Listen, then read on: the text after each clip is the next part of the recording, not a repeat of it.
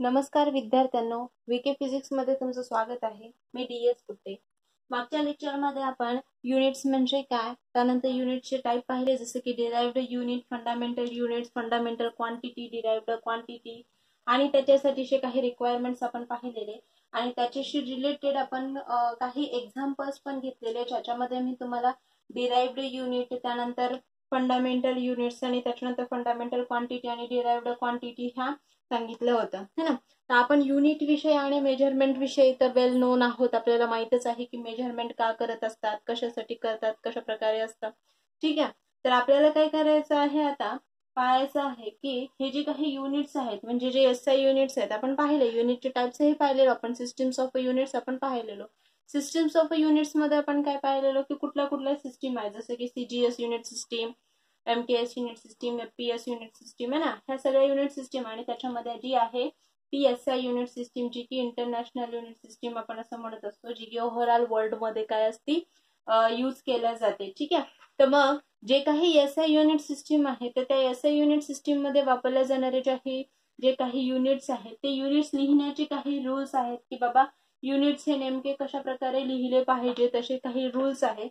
ते रूल्स आपण पाहणार आहात. त्यालाच आपण म्हणत असतो some conventions other rules while writing the units are the. Unit लिहत असताना कुठली कुठली काळजी घेतली गेली पाहिजे, ह्या सर्व बाबी आज आपण पाहणार आहोत. पहा, ह्याच्यामध्ये फर्स्ट कन्व्हेन्शन, फर्स्ट रूल आहे की the full name of the unit always start with the small letter. For example घ्या तुम्ही, जसे की एखादा सायंटिस्ट आहे, किंवा फॉर एक्झाम्पल घेऊ आपण, जसं की एक्झाम्पल जर आपण घेतलो, एखादा फुल नेम लिहायला लागलो, जसं की आहे आपलं किलोग्राम है ना, मासचं युनिट काय आहे, केजी आहे. आपण त्याचं सिम्बॉल लिहितो केजी म्हणून, पण ज्या वेळेस आपण त्याचं फुल नेम लिहत असतो, त्यावेळेस ते नेम कसं असलं पाहिजे, स्मॉल लेटर मध्ये लिहिलं गेलं पाहिजे. ठीक आहे. तर हे एक त्याचं रूल आहे. काय आहे फर्स्ट रूल, तुम्हाला लिहून घ्यायचं आहे लगेच. हे फुल name of unit always starts with small letter.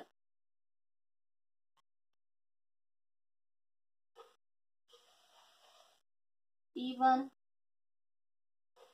if named after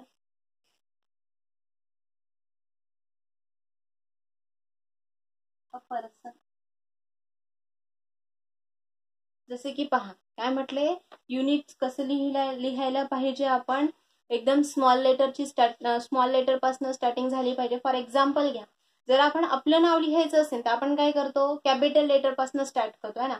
पण जेव्हा एखाद्या डायमेन्शनचे युनिट लिहायलो, जसं की लेंथचं युनिट लिहितोय आपण, त्याच्यानंतर आपण फोर्सचं युनिट लिहायला लागलो. फोर्सचं युनिट आपण जनरली न्यूटन लिहितो है ना. न्यूटन हे काय आहे, सायंटिस्टचं नाव आहे. ऑब्विसली आपण त्या सायंटिस्टच्या नावावरनं आपण काय दिलेलं आहे, त्या फोर्सला न्यूटन असं युनिट आहे की नाही. म्हणजेच काय, तर न्यूटन जे आहे, this is the name of the scientist, and this name also return or this name also start when we are written as a unit. At that time this is the start from the small letter. Small लेटरनेच त्याची काय झाली पाहिजे, सुरुवात झाली पाहिजे. ठीक आहे.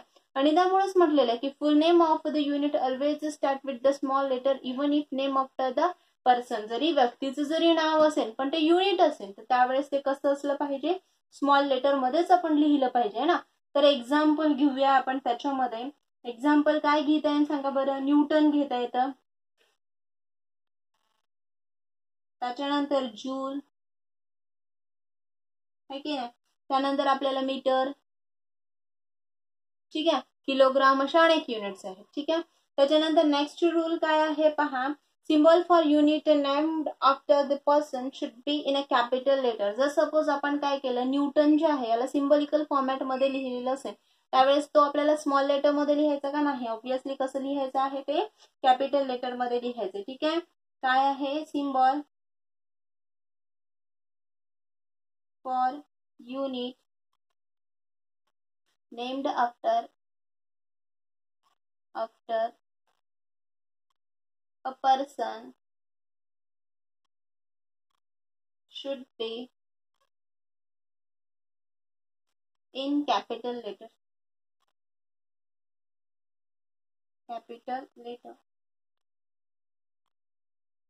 त्याच्यामध्ये एक्झाम्पल घेऊया आपण, है ना. न्यूटन साठी आपल्याला काय लिहिता येतं, कॅपिटल एन लिहिता येतं, है ना. याचा आपण सिम्बॉल कसं लिहितो, कॅपिटल एन लिहितो, है ना. असं स्मॉल एन लिहितो का, नाही लिहित. त्याच्यानंतर जूल साठी आपण काय लिहितो, कॅपिटल जूल लिहितो. लिहितो का, काय लिहितो, जूल लिहितो. ठीक आहे. तर हे अशा प्रकारे आपल्याला लिहायचं आहे. तर कुठलाही जर सपोज आपण सिम्बॉल लिहत असू, कुठला नेम फक्त, हा केजीचं कॅपिटल केजी लिहायचं नाहीये, कारण ते नेम आहे का एखाद्या सायंटिस्टचं, नाही आहे.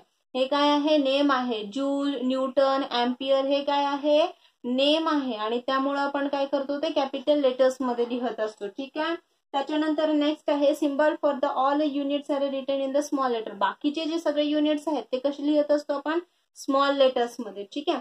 बाकीचे जे युनिट्स आहेत जसे की केजी आहे, मीटर आहे, सेंटीमीटर आहे, हे कुठला सायंटिस्टचं नेम आहे का, नाहीये. जेव्हा आपण एखाद्या सायंटिस्टचं नेम ॲज अ युनिट म्हणून लिहत असतो, त्याचं सिम्बॉल लिहत असताना ते कसं असलं पाहिजे, कॅपिटल लेटर मध्ये असलं पाहिजे. त्याच्यामध्ये हायपन किंवा फुल स्टॉप किंवा कॉमा हे काहीही पंक्च्युएशन आपल्याला द्यायची नाहीये. ठीक आहे. तर काय केलं आपण, त्यांचं जे युनिट आहे ते कसं लिहिले, कॅपिटल लेटर मध्ये लिहिले, स्मॉल एन मध्ये लिहिलं का, नाही लिहिलेलं आहे. ठीक आहे.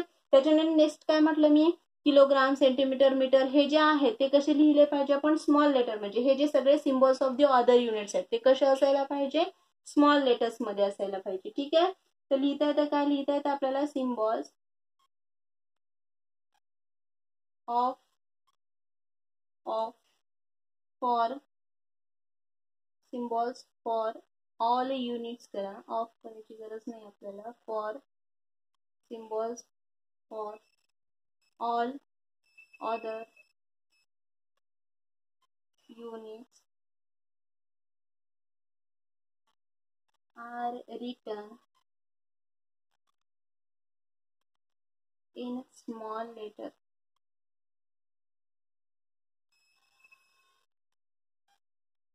एक्झाम्पल घ्या तुम्ही, काय लिहिता येत सांगा बरं. मीटर साठी कसं लिहिणार तुम्ही, स्मॉल लेटर मीटर लिहिणार आहे ना. सेकंड साठी सेकंड लिहिणार. किलोग्राम साठी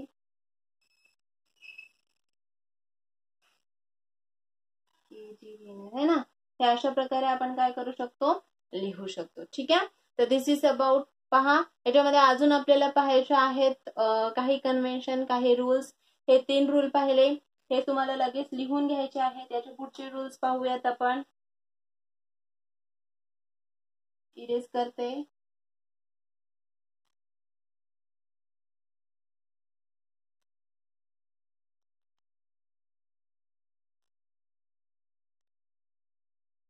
पहा हे 3 रूल्स झाले आपले. आता त्यानंतर नेक्स्ट रूल पाहूया.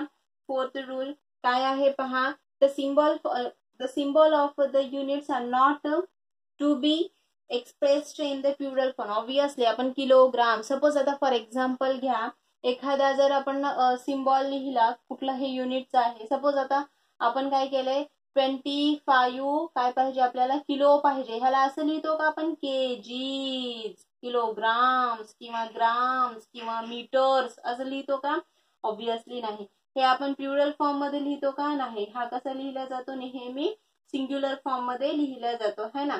It also expressed in the singular form, singular form मध्येच आपण लिहित असतो आहे. त्याच्यामध्ये परत ह्याच्यामध्ये आपण कुठल्या प्रकारचे पंक्च्युएशन यूज करतो का, ऑब्विसली नाही. जसं की सपोज आपण एखाद्या सायंटिस्टचं नाव लिहिले, म्हणजे त्याचं काय लिहिलेलो आपण, सिम्बॉल लिहिलेलो. ठीक आहे. तर त्यावेळेस आज सपोज आपण आपलं नाव लिहायचं असेल, त्यावेळेस आपण काय करतो, एन डॉट लिहितो किंवा जी डॉट लिहितो किंवा के डॉट लिहितोच ना. पण जेव्हा एखाद्या सायंटिस्टचं नाव आपण ऍज अ सिम्बॉल म्हणून यूज करत असतो, त्यावेळेस असं पंक्च्युएशन वापरतो का, ऑब्विसली नाही वापरत. ठीक आहे. किंवा आपण कुठलंही युनिट वापरायला लागलेलो आहोत, जसं की केजी आहे, सेंटीमीटर आहे, मीटर आहे, त्याच्यामध्ये आपण आता किलोग्राम लिहिलो, किलोग्राम लिहिल्यानंतर आपण डॉट लिहितो का, ऑब्विसली नाही. फक्त काय करतो, केजी. म्हणजे काय, कुठलंही युनिट जेव्हा आपल्याला त्याचं सिम्बॉल दाखवायचं आहे, त्यावेळेस आपण त्याला कुठल्याही प्रकारचं पंक्च्युएशन वापरणार का, नाही वापरणार. अजून काय सांगितलं मी, की जेव्हा आपण एखादं युनिट लिहत असतो त्यावेळेस ते युनिट कसं असलं पाहिजे, सिंग्युलर फॉर्मॅट मध्ये असायला पाहिजे. तो प्लुरल फॉर्म मध्ये असायला पाहिजे, ऑब्विसली नसायला पाहिजे. म्हणूनच आपण काय म्हटलेलं आहे की कुठलंही जे युनिट आहे ते युनिट कसं असलं पाहिजे, सिंग्युलर फॉर्मॅट मध्ये असायला पाहिजे. ठीक आहे, हा कसा असायला पाहिजे, it also return in the singular format, किंवा ह्याला असेही लिहू शकतो आपण, it is not expressed in the कशामध्ये, इन अ प्लुरल फॉर्म. ठीक आहे, it is not expressed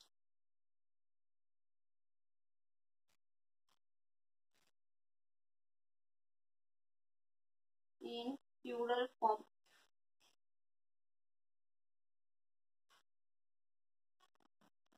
example घ्या, काय देणार, 25 मीटर असते, हे असं असते का, असं असते का, नसते. त्याच्यानंतर 20 kg असते, हे असं असतं का, 20 असं असते का, नाही. 2 न्यूटन असते, हे असं असते का, 2 न्यूटन्स, हे असं नसते, हे रॉंग आहे. ठीक आहे, तर हे करेक्ट आहेत, हे रॉंग आहेत. ठीक आहे, तर this is about it, this is the correct format. हा जो आहे हा काय आहे, करेक्ट फॉर्मॅट आहे. ठीक आहे, this is the wrong format, हा कसा आहे, चुकीचा फॉर्मॅट आहे. ठीक आहे, तर त्यानंतर नेक्स्ट काय आहे पहा, नेक्स्ट काय सांगितलं मी, कुठलंही आपण name of the scientist as a unit म्हणून वापरलेलं असेल त्यावेळेस आपण ह्याला काय म्हणतात त्याला, कुठल्याही प्रकारचे पंक्च्युएशन्स आपण वापरतो का, ऑब्विसली नाही वापरत. ठीक आहे, म्हणजे की फुल स्टॉप वापरत नाही, कुठल्या प्रकारचा कॉमा वापरत नाही.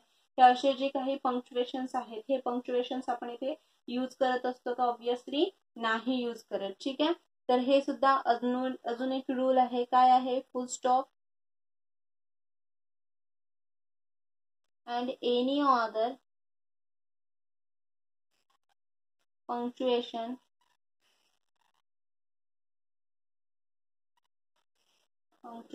mark should not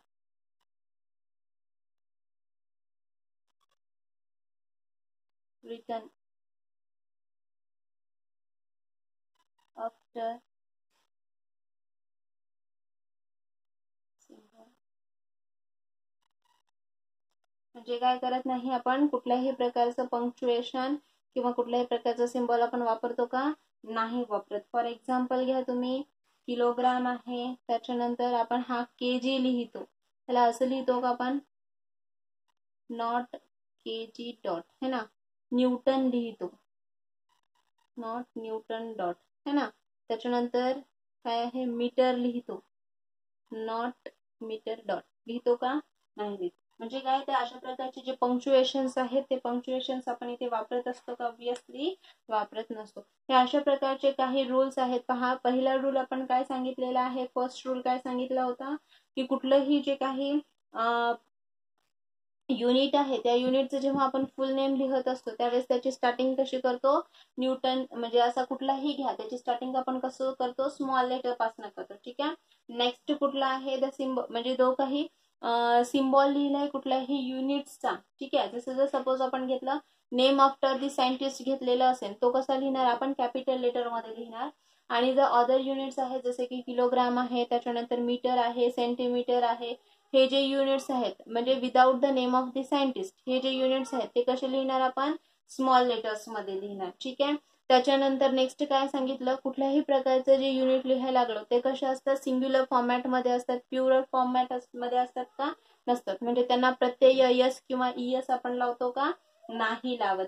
त्यानंतर नेक्स्ट काय म्हटलं आपण, की ह्याच्यामध्ये कुठल्याही प्रकारचं आपण पंक्च्युएशन यूज करायला लागलेलो का, कुठल्याही प्रकारचं आपण पंक्च्युएशन इथे यूज करत नाहीये. ठीक आहे, म्हणजे कुठला कॉमा नाही वापरत, इन्व्हर्टेड कॉमा नाही वापरत, फुल स्टॉप वापरत नाही, असे जे काही पंक्च्युएशन्स आहेत हे पंक्च्युएशन्स आपण याच्यामध्ये यूज करत नाहीत while writing the units are there. ठीक आहे, these are the some rules while writing the units. जेव्हा आपण युनिट्स लिहत असतो त्यावेळेस लक्षात ठेवण्यासारखे हे सगळे जे रूल्स आहेत हे सगळे रूल्स आपल्याला काय करायचे आहेत, लक्षात ठेवायचे आहेत. ठीक आहे, this is about the some conventions of the units or the whatever we can say the rules of the units. ठीक है, so this is about the units म्हणजे कशा प्रकारे युनिट आपण लिहायला पाहिजे त्याबाबत आपण आजच्या लेक्चरमध्ये पाहिलेलं आहे. तर आजच्या लेक्चरमध्ये एवढंच. पुढचा पार्ट जो आहे तो आपण नेक्स्ट लेक्चरमध्ये पाहणार आहोत. आजच्या लेक्चरमध्ये काही डाऊट्स असतील तर कमेंट करा आणि आजचं लेक्चर जर आवडलेलं असेल तर लाईक करा. थँक्यू.